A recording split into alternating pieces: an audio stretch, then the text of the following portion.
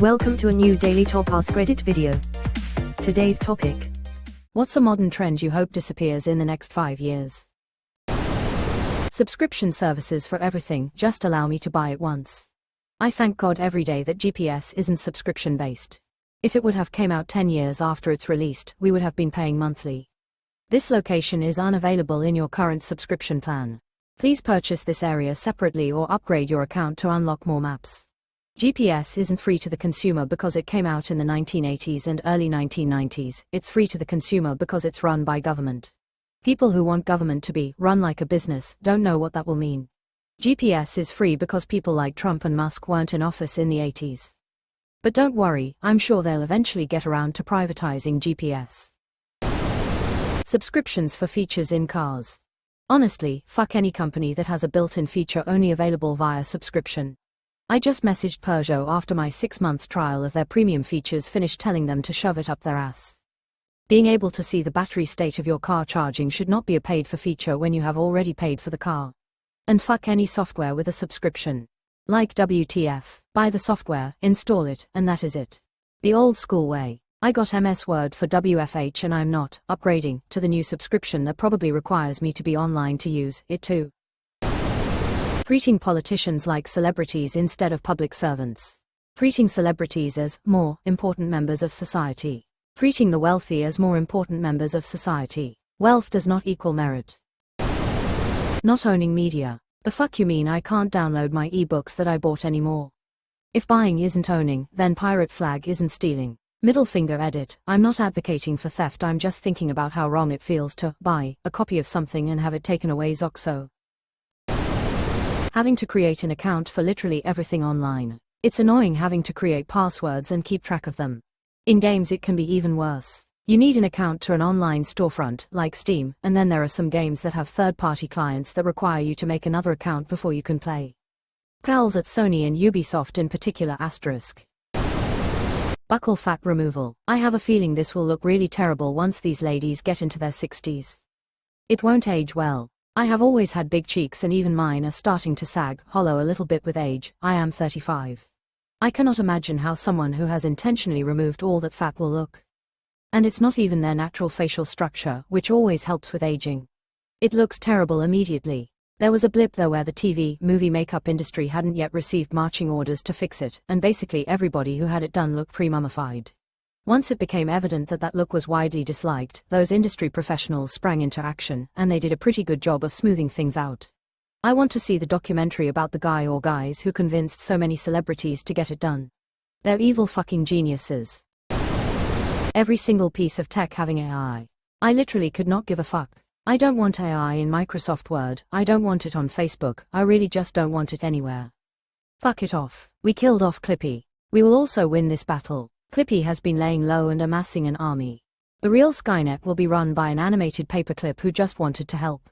Agree, mainly get the fuck out of my DMS. Why would I want I writing messages to my friends, loved ones? Isn't there a loneliness epidemic? Why would I want to have a computer writing my social messages? It's ludicrous. How am I ever meant to feel emotionally connected to anyone? My favorite example of this being both dumb and useless was last year. I was messaging one of my friends to tell them that our mutual best friend had passed away that morning, and Messenger was like, "Would you like our AI assistant to make this message more humorous?" No, I would not. The thing that's really concerning to me about AI is I'm seeing that heavy AI users have adjusted the way they interact with people. I have a coworker who is all in on the AI bandwagon. When you're in a discussion with him, he doesn't seem to formulate his thoughts before speaking, instead he speaks like he's prompting an AI and I guess expects you to synthesize it all for him. He was already difficult to understand at times, but now it's almost always. Fast fashion hauls where influencers buy $500 worth of clothes just to try them on once for views. The even sadder truth is that these clothes are sent to them for free or they are given a money value to use on a supplier's store in exchange for the video. It's really cheap direct advertising for the company. The influencers then just resell the items on Depop for their cut and keep the random thing they like. That, or the person returns most, maybe all, of the clothes to the store after the video is made. AI voice frauds are becoming increasingly disturbing. I hate AI voices with a passion. Apps. Everything requires an app now. Why do I need an app to set up my printer? So that Hewlett-Packard can track your location, eavesdrop on your conversations, and monitor your purchases, then sell that information to an unknown third party. But hey, it's on you, you clicked accept. TikTok pranks that involve individuals being obnoxious. The ones on YouTube too. They're not funny at all. They're obnoxious and usually mean. Sounds coming out of devices on public transport. Do you mean other people's devices? Because I absolutely agree with that. If so, yes, it's an epidemic. On buses, people playing music. On planes, parents giving children tablets to watch annoying high-pitched kiddie videos without earphones. Obnoxious. Influencers. Not just influencers, but especially the ones that spout bullshit about food, diet with zero qualifications and knowledge about nutrition and then have a link to their miracle juice. The ones who waste food for rage bait purposes. Exclamation mark. Investment firms buying up starter homes. This seems dangerous to us all. Also, foreign nationals, companies buying land, buildings, homes. Single-family homes should be owned exclusively by individuals or small groups, families, friends, etc. No corporations or firms allowed. Those house flippers who paint literally everything white or millennial gray and take away the most beautiful and unique features of older houses. And they do such a shitty, lazy job on all of it too. And, although the big companies buying them up for rentals are obviously a bigger problem, I consider them part of the reason there are so few actual starter homes left. They buy up starter homes, add a bunch of half-assed trendy updates, and resell it for more. Like if it was a true fixer-upper that needed a lot of work done to be livable, fair enough, but not every perfectly fine, basic home needs to be flipped. People having FaceTime calls in public with their loudspeaker on. In shops, on public transport, etc. Meta. Fuck Meta. Anti-intellectualism. Even worse, pseudoscience or misplaced science credentials, aka a scientist who is talking about a different branch of science that doesn't match their credentials. Yep, was going to say anti-science. Excessive unnecessary features in cars. Bought a Lexus recently and was pleasantly accepting of the lack of unnecessary features in it.